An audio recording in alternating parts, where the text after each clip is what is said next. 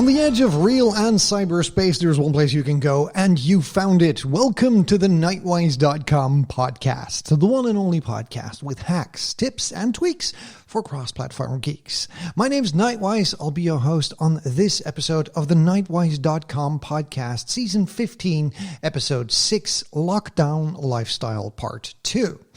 Yep, we're going to continue with our theme that we set in motion last episode about how to use technology during this lockdown to kind of, upgrade your lifestyle and make sure that with all of this social distancing, you still stay sane, productive, and have a happy life. So some tech tips, but also some life tips. But before we get into that, we are going to listen to some tunes from our favorite artist, The Midnight, great retro wave music with his latest track, Prom Night. It isn't as upbeat as it used to, but boy, does it pack a punch. Enjoy The Midnight. There's an open road, and now an open door, and a pretty girl's hand beside yours. Do you know what to do? She looks at you. Can you leap from the ledge and bridge the two halves of the world? Hold her hand. We'll never pass this way again. Hold her hand. A fall rather of a slow dance. Her breath is deep as you make it. There's a chance if you take it. And a heart that you break, it's still a heart. Hold her hand.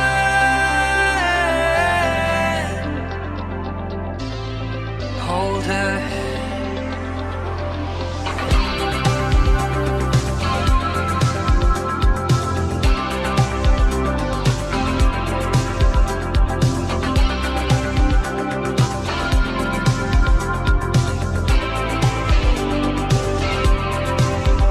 There's an open floor as the chorus soars, and a pretty girl's hand beside yours. Who knows what you'll find, but the threshold shines. Can you leap from the ledge and bridge the two halves of the world? Hold her hand. We'll never pass this way again. Hold her hand. Fall rather of a slow dance. The breath is deep as you make it. There's a chance if you take it. And a heart that you break, it's still a heart. Hold her hand.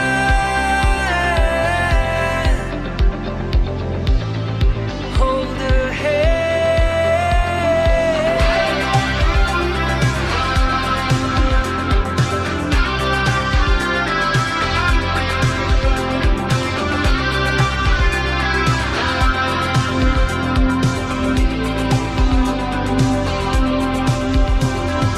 Prom night turns to daylight, rediscovered.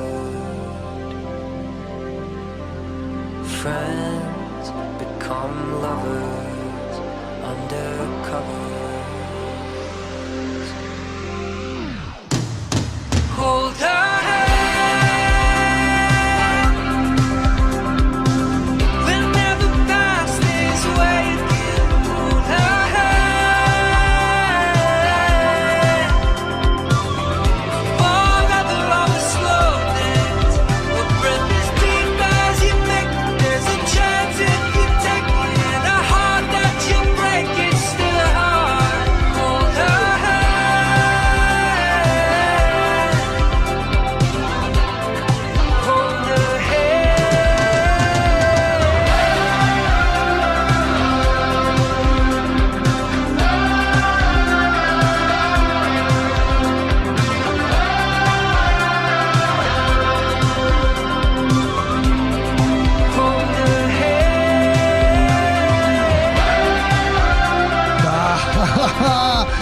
Don't you just love that tune? I don't know why I'm so in love with all this retro wave stuff, but it's some kind of music that really fits into the Nightwise.com atmosphere. Letting technology work for you, kind of a retro feel. The sounds, the voice. I'm very happy I discovered this artist. Not really sure why or where or how, but you can find all of his stuff on YouTube, and he has the most beautiful video clips to go along with that, because they all consist of scenes from, from old retro movies. You're listening to the Nightwise.com podcast with hacks, tips and tweaks for cross-platform geeks. My jingle machine is a little bit too sensitive. Well, 1506 Lockdown Lifestyle Part 2. Well, what do we got for you today? A little bit of soft skill stuff where we talk about how to basically guide the streams of information that you're getting while staying connected without being overloaded by, anxiety or, social media crap and FUD, fear, uncertainty, and doubt. But also how I have to keep my tablet with me here, but also how to, kind of keep up with all of that stuff that comes your way, how to filter your content, and do some routines. Basically get into the groove of a non-existing daily routine and achieve some goals. It sounds kind of like, better yourself, better your life, but maybe it is just that, because it's what technology is for, isn't it? To enhance your life, to let technology work for you. So I'm going to give you some pointers. With all that out of the way, let's get into the meat of the matter. With social distancing and everything that comes around it, face masks and staying, 5 feet apart of each other, there's one thing that helps, and that is digital connectivity. Well, for most of us, a webcam and a pair of headphones have become the main way to interact with people around the world, to stay in touch with friends, with family, with co-workers. And while Zoom calls were novel in the beginning, they are now becoming more and more de facto the standard, and face-to-face meetings have become a little bit more of an exception. There are some upsides to that. There are some downsides to that, because basically, you get your feedback, your interaction via your computer, and you get all of your news via your computer. And one of the things that is, of course, very important into getting information in your life and staying in touch with friends and family is social media. But social media isn't always that innocent. I think that Facebook has seen an increase of 30% in its users since the lockdown, since March, since everything started, and it's increasing to do so. More and more people spend a lot more time on social media these days, and they get their information from social media. And that is a little bit tricky because, social media isn't really a real news outlet. When you take a look at, daytime TV or just TV in general, the news outlets, all of that is a little bit sensationalism. It's all built to make you watch. There's somebody up there in that tower that goes like, here's the news, and this is the way that we can present it to make people watch. And a lot of ways to make people watch is to play on their emotions, play on anxiety, play on fear, play on anger, play on humor, play on sympathy. Emotions are a very important trigger in order to get people to engage with information. But when it comes down to social media, there's the fact that, there's not a person that decides what you get to see. There are actually algorithms that kind of decide what you get to see in your timeline.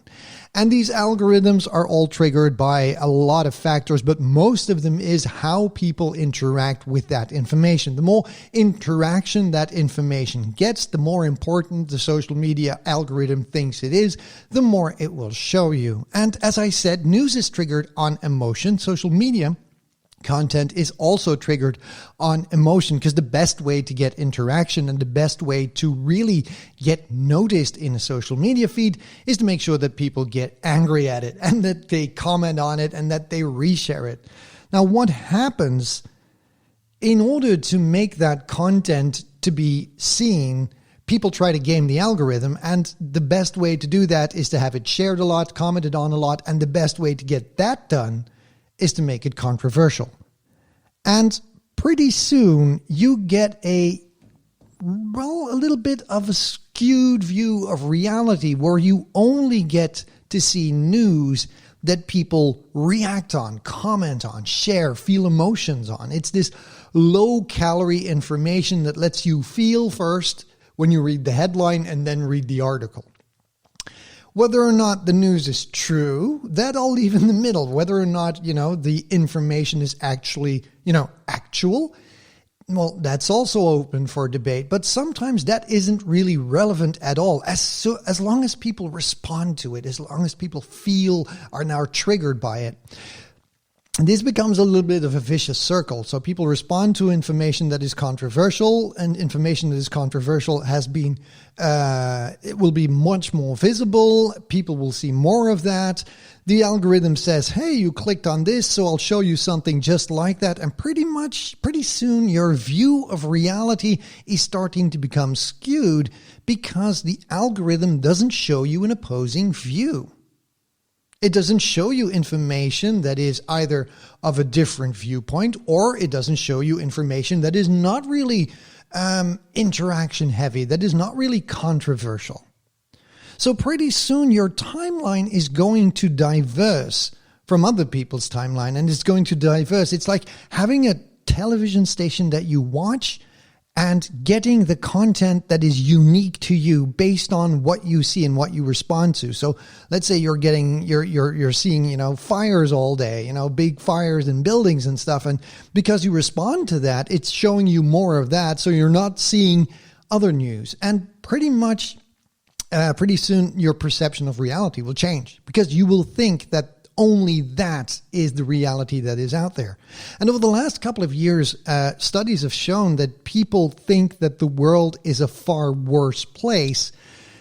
And we have a misaligned perception of the actual danger of reality based on social media. And a lot of people now, you guys are geeks. I hope that you're skeptical.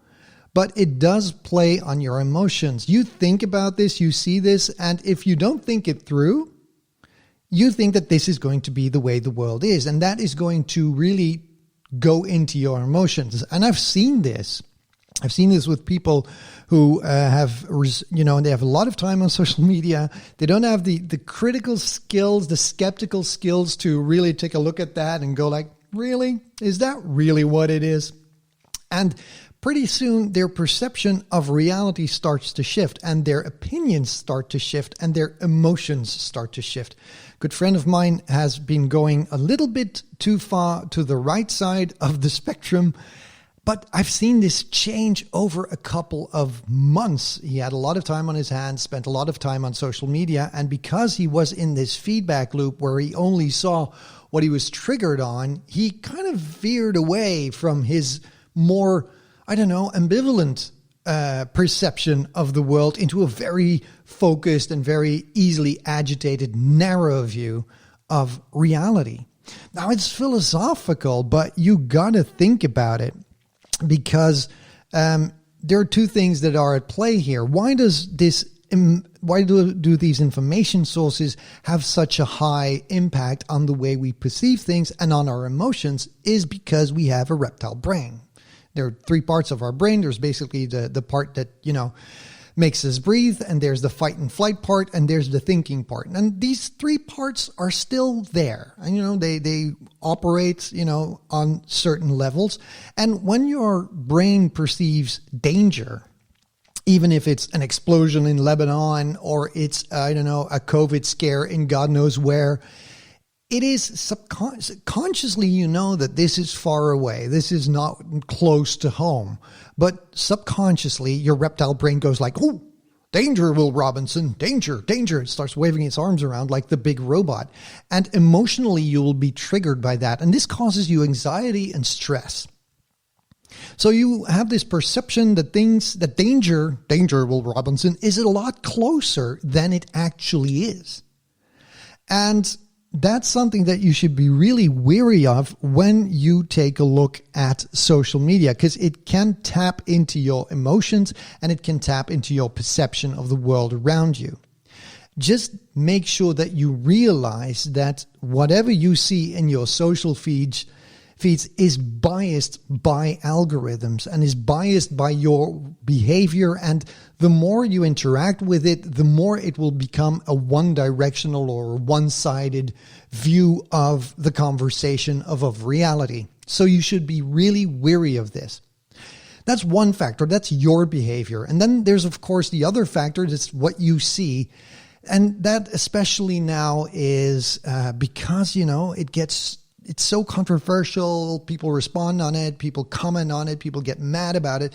We see this 1% of things going on that appear to be very, very bad, but basically they're not really a big deal. We are giving a lot of attention to idiots these days. The Karens out there, people who are, making a fuss because they don't want to wear a mask, or, people who don't really follow the rules.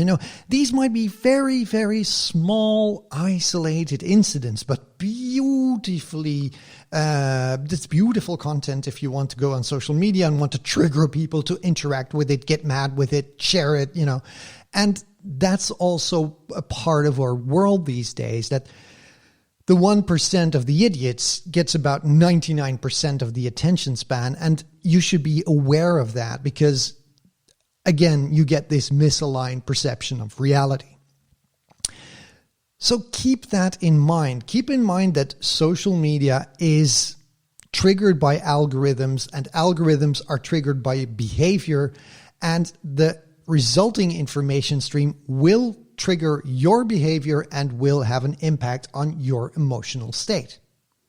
So step away from social media from time to time and get your news when you want it, because basically, I don't want to say that you have to dive into a cave, but you have to be aware that you filter the information that you want to consume. And you are the boss of your own mind and your own mind state, and you won't let an algorithm tell you what you want to feel.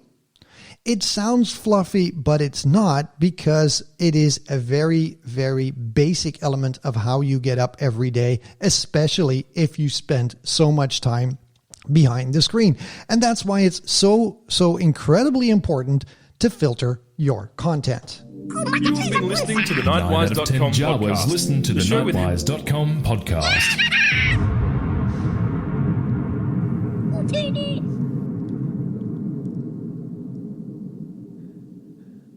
There's a rule, and that rule is very simple. If there is something incredibly important going on, even if you are sitting outside in your lawn chair for about 3 days away from any screen or television, you will probably hear about it.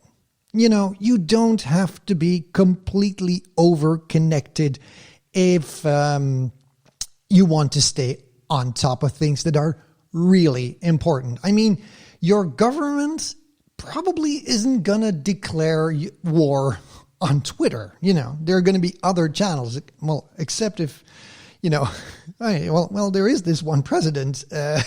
He might just do that once. But in general, you don't have to monitor Twitter 24/7 to get important information that directly affects you. There are mostly other channels that will get it to you. And, staying on top of that occasionally is just fine.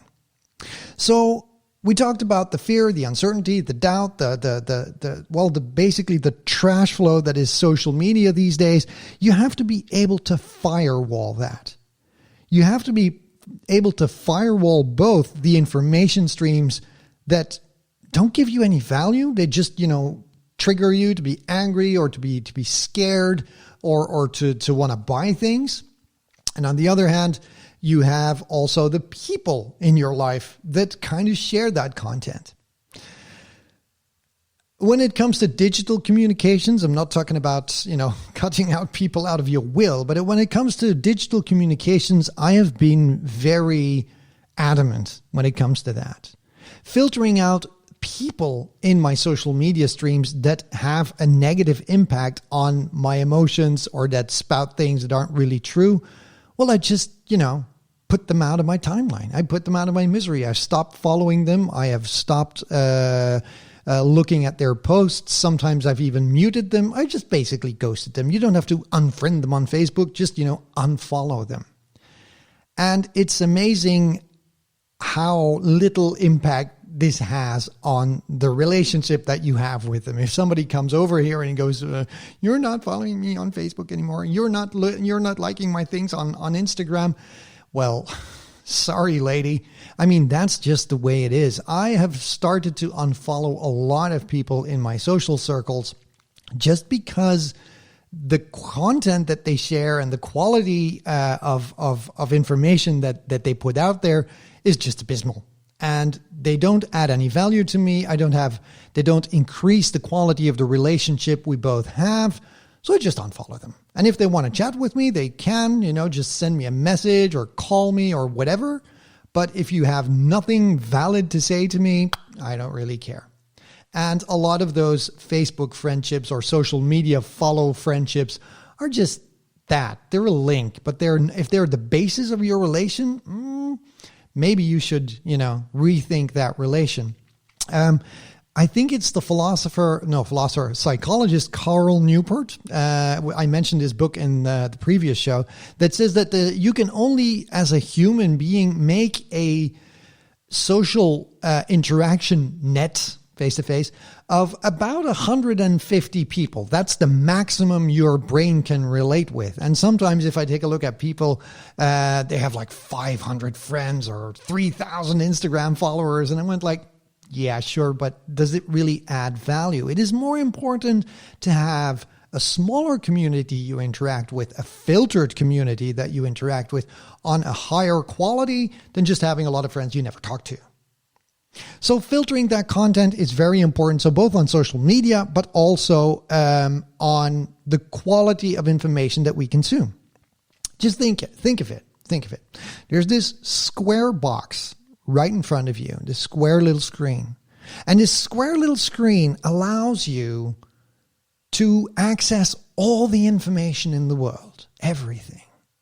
You can access a network for, $50 a month that will give you access to all the information in the world.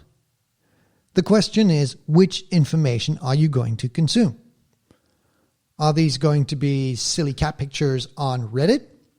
Or are you going to read a dissertation from a Nobel Prize winner on the faith of humanity in the future?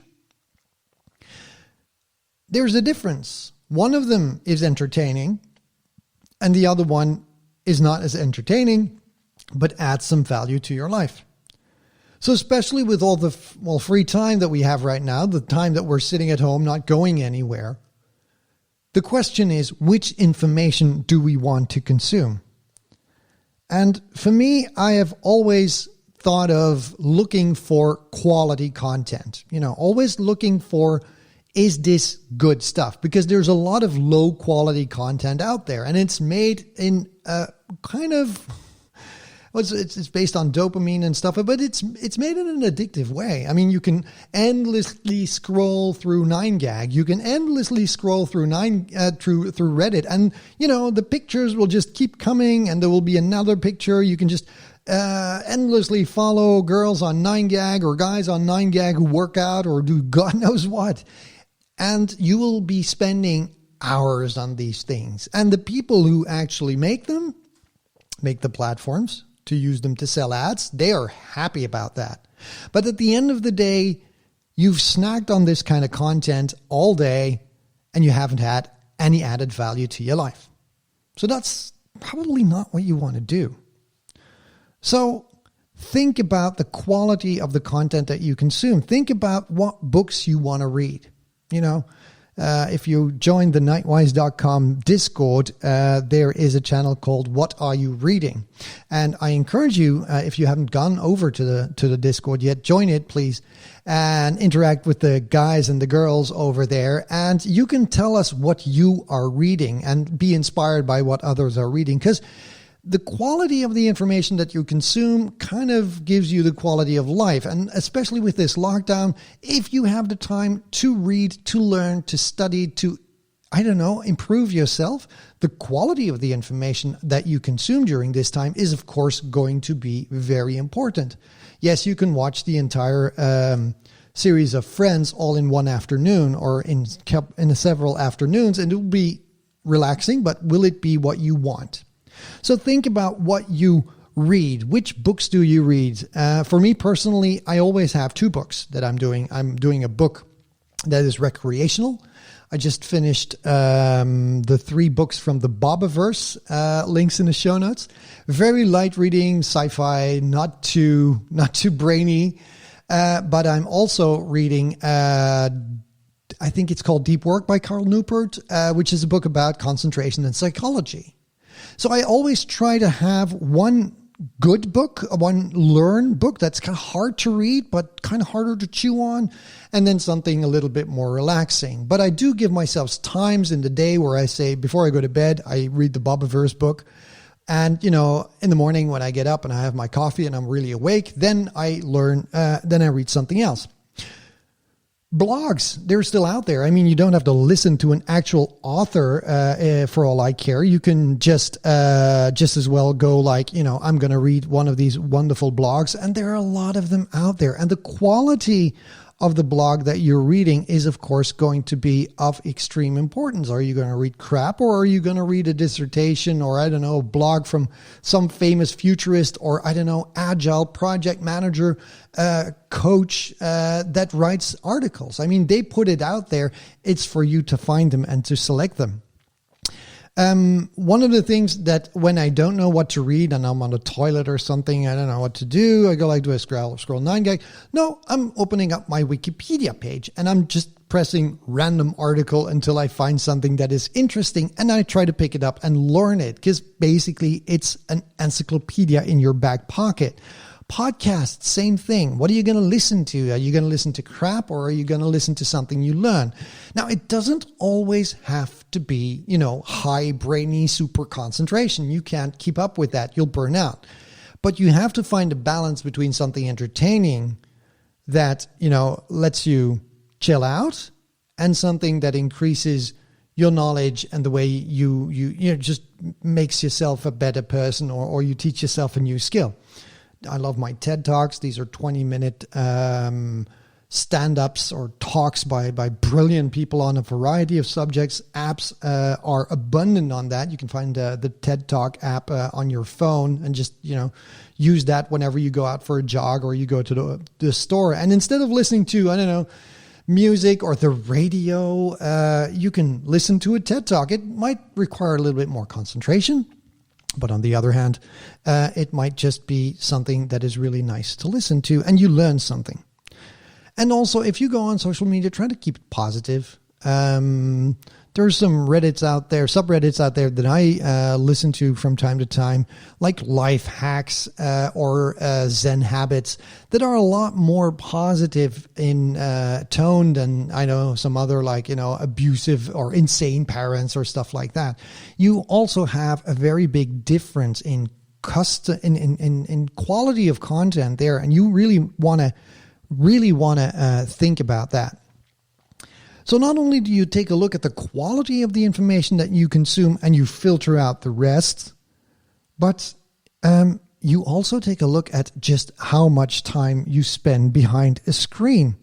Because quite frankly, Jesus, we are spending hours and hours behind our screens right now. We're not, going to work. We're not going to the office. We might not be going out for lunch. We might not be going to get a coffee. And we spend a lot of time sitting on our butt behind a screen. And I've been kind of measuring that. I went how much time do I spend working behind the screen, and where does my screen time start? And my screen time starts, I get up, I pick up my phone, which is on my nightstand, I can go to the bathroom, and then boom, my screen goes on. And then I go downstairs and I fix myself some coffee, and I sit down in the couch and I have a coffee and I read my e-reader. Boom, another screen. And then I open up my laptop to check my mails. Boom, another screen. And so before I know it, I'm spending, my days goes like from screen to screen to screen to screen to screen. And I hardly look up anymore. So that's something that I'm also starting to restrict. I'm thinking like, okay, I need to find moments in my life that I'm not passively sitting behind a screen. So I take a look at stuff like audiobooks, where I can go out for a walk or a run, or I can do something else with my hands that does not mean that I have to stare at a screen. It's also pretty good for your emotional state if you move around. And that brings us to the whole story of routines. You're listening to the Nightwise.com podcast with hacks, tips, and tweaks for cross-platform geeks. One of the things that we might have lost during the lockdown are routines. The get up, have a shower, go downstairs, have breakfast, get in the car, drive to work, talk with colleagues behind the coffee machine, sit down, stuff like that. Things that break up your day.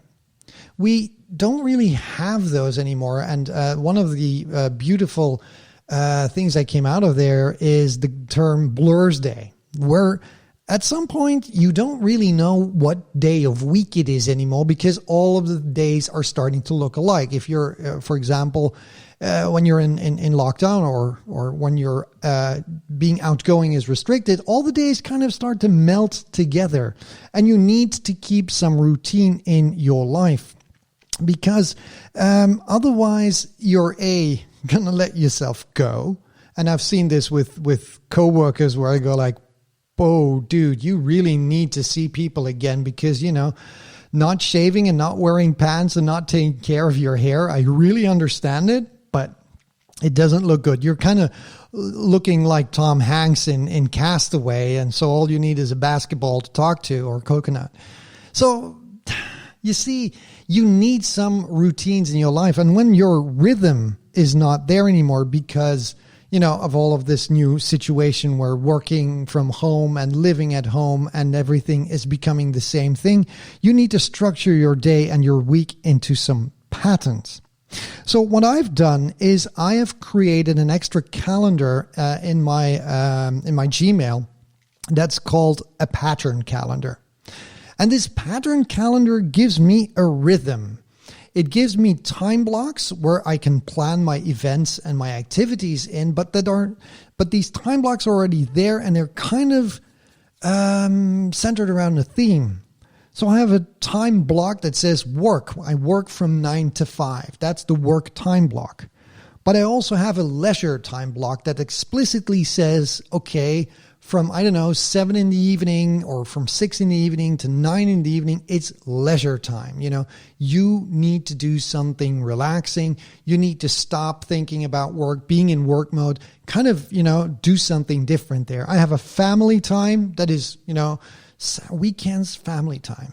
I want to spend time with my wife, with the dogs, going out if we can, also time for social interaction. I have some self-improvement time, which for me is really important. And the reason is you need to schedule that in, because otherwise, why get up before 9 o'clock? If work starts at 9, you can just get up at 8:55 and just go out of bed, sit behind a computer, log on, work, go to bed, sit, watch Friends, stuff like that.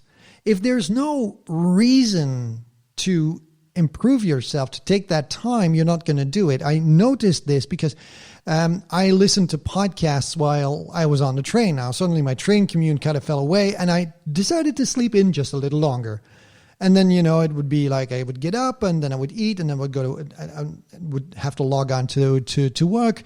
And I didn't make any time anymore to listen to podcasts. And podcasts are a huge part of my life when it comes to upholding my knowledge and improving myself. So if I didn't foresee that block, that time scale, I just, wouldn't do it anymore. So I've got a block that is self-improvement, and I definitely have a block that says non-screen time. I have a golden rule that says like After 6 o'clock, if it isn't for fun, you close your work laptop and that's it. You don't go behind the laptop again. You can use your tablet in the weekend and you can use your ebook, but computer stuff, work computer stuff, done. So there's also a non-screen time where I try to find things that don't involve sitting behind the computer, and I just plan them in. For me, it's in the morning. I go for a walk. I get up, I go for a walk of about an hour. I spend that time not behind the screen. I still can improve myself. I can listen to podcasts or find activities that don't require me to sit down passively behind the computer. But I have to plan them in, because otherwise, if you get up and you don't feel very motivated, you don't do them. And that's actually, kind of a bummer. That's a real downside. And the only thing when you have these blocks is to plan your tasks accordingly. That way you give some rhythm back to your daily routine. You give some rhythm back to your life. You give yourself also some things to look forward to. Your life stops melting together like some kind of blah that starts in the morning and ends in the evening. And it is this goo of work and stress and bad news and reruns of Friends that kind of, drag along all day long in a situation where you don't really have to wear pants or shoes. And it's fun at first, but it becomes a real drag because you don't have the feeling that you're going anywhere, that you have control. So using those time blocks in that Google Calendar is really handy, and planning tasks accordingly into those time blocks also helps, because right now I am using that routine and I have some things to look forward to. I work from then to then. That helps me stop procrastinating, but also I know that if I'm not done with the task, it's going to be for tomorrow. It's going to end somewhere. And after it ends, after work ends, there is leisure. And you can give yourself some help into breaking up your day and looking forward to things and enjoying them again. Because otherwise, if it's not structured, it becomes this incessant, blob of goo that involves, as I said, a lot of work. And I've seen this with coworkers who have really, and you might, maybe it's you, because, we're kind of sensitive for that, spending so much time behind the computer. Maybe it's the sign of the times where everybody tries to do their very best not to get fired and stuff like that. But this is the way to burn out, dudes. Work never stops. Add some anxiety craving, social media, bad news on top of that. Get a lot of screens in there. Make sure you don't exercise enough, and you are on your way to a very, very crappy part of your life. I can tell you that. So keeping control and using technology to keep control of that is very important. Something as simple as a calendar can help.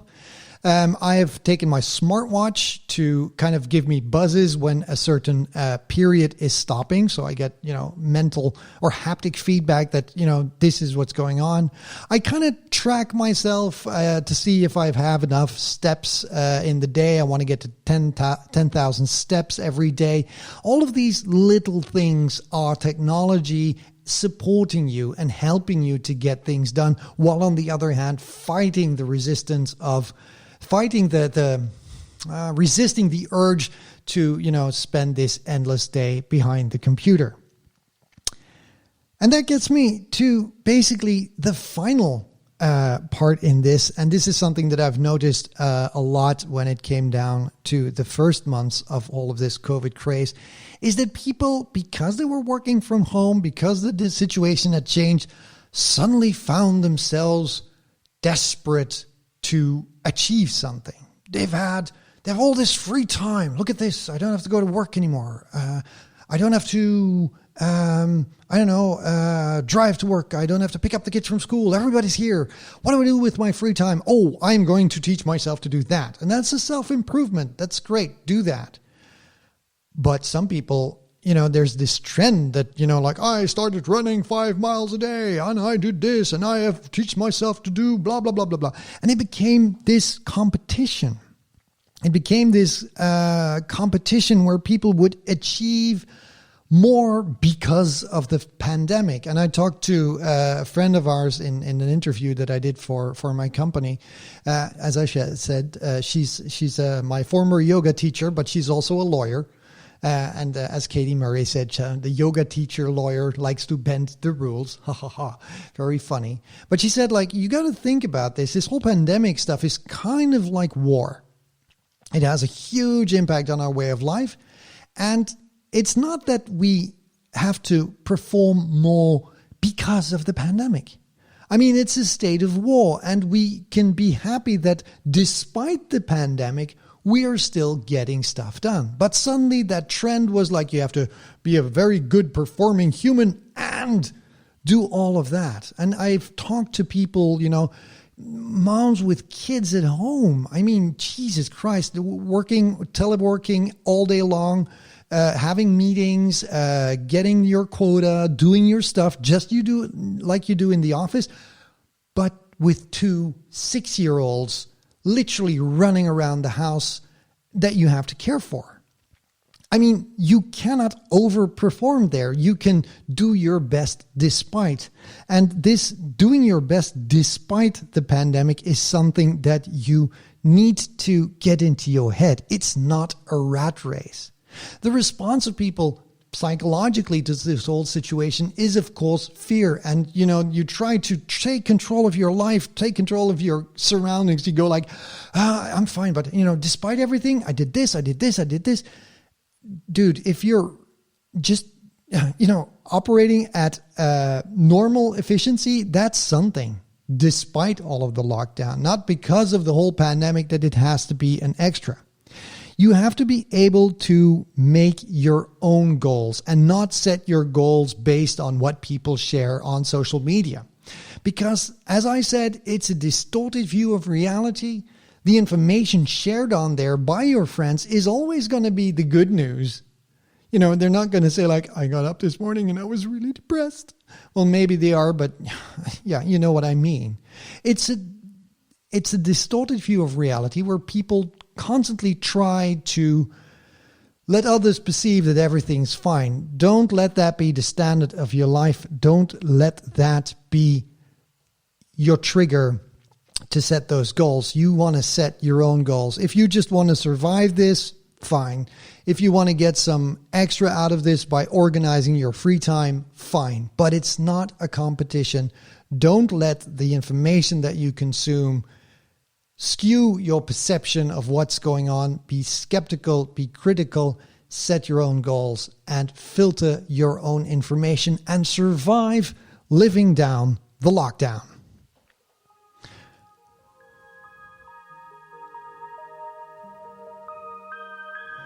And that's all we have time for this week on the Nightwise.com podcast. I hope you enjoyed 1506 Lockdown Lifestyle.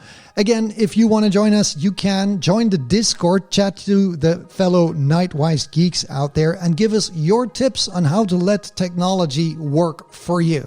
We will be back next week, and then again with a live show. You can follow it on Discord. We will see you guys there. Take care. See you next time.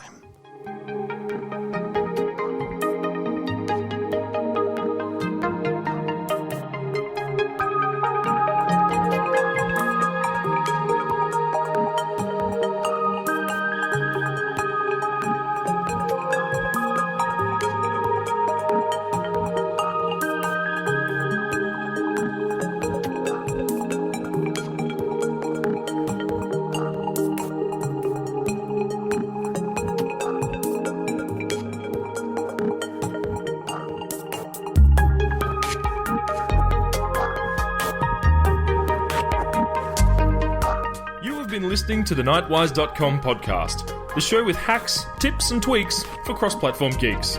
Send your feedback, questions, or start your own personal flame war by contacting us directly on feedback@nightwise.com. You can support the show by sharing it with your friends or writing us a nice iTunes review at www.nightwise.com/iTunes. If you have some credits to spend, click the PayPal button on the Nightwise.com website to help us pay the bills. Just remember, there is real life outside cyberspace. But it's not all that important.